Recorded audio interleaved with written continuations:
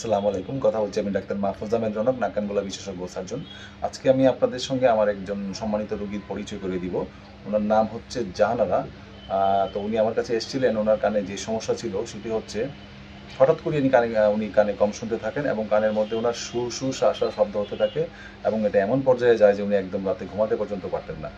তো সামহাউ উনি আমার কাছে আসেন। তো আমরা পরীক্ষা নিরীক্ষা করার পরে দেখলাম যে ওনার কানে একদম কানের ভিতরের যে সেন্সরি নিউরাল পার্ট যেটাকে আমরা বলি কানের সংবেদনশীল এবং স্নায়বিক অংশ, সেটা একদম দুর্বল হয়ে যায় এবং প্রায় উনি 60 ডেসিবেলের মতো কানে কম শোনেন। বলা যায় প্রায় 100 ভাগের মধ্যে 60 ভাগ ওনার কানের শ্রবণ শক্তি নষ্ট হয়ে যায়। এবং এই রোগের যে মেইন যে জিনিসটা হচ্ছে সেটা হচ্ছে রোগী যদি আমাদের কাছে একদম সময় মতো না আসে, অর্থাৎ খুব আর্লি যদি না আসে, সময় দেরি হয়ে গেলে ট্রিটমেন্ট করার পরে কিন্তু খুব একটা ভালো রেজাল্ট পাওয়া যায় না। আমরা খেয়াল করলাম যে উনি কিন্তু আসলে সময় মতো আসেননি, উনি একটু দেরি করে ফেলেছেন। তো সেই জন্য ট্রিটমেন্ট দিলাম। আমরা ট্রিটমেন্ট দেওয়ার পরে একটু টেনশনে ছিলাম যে আসলে কতটা কার্যকর হয় ট্রিটমেন্ট, রোগী ভালো হবে কি হবে না, এটা নিয়ে আমরা আসলে একটু টেনশনে ছিলাম।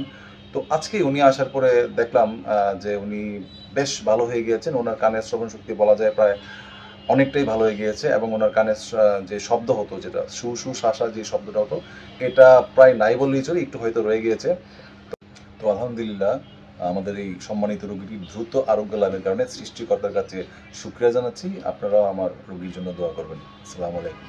প্রথমে কি সমস্যা ছিল? প্রথম সমস্যা ছিল কানে বাজতো কথা হলে, এরপরে কানে কম শুনি, মিশিংয়ের মতন শব্দ হইতো।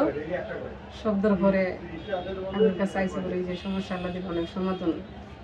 মানে একদম 100 ভাগের মধ্যে প্রায় 60 ভাগই কম শুনতেন। 60 ভাগে কমছে। তারপরে কানে শু শু শব্দ হইতো। এখন কি কানে বেশি শুনেন আগের চেয়ে?